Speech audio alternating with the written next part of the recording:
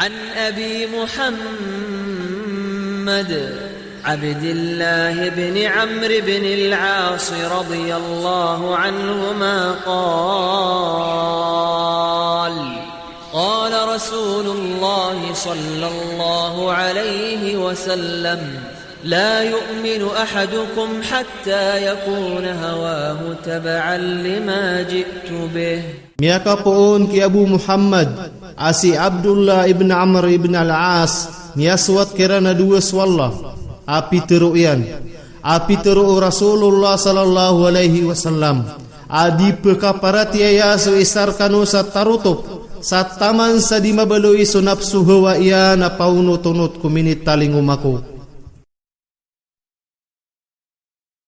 Miaka poon ki Abu Muhammad asi Abdullah ibn Amr ibn al-As miaswat kerana dua swallah api teruyan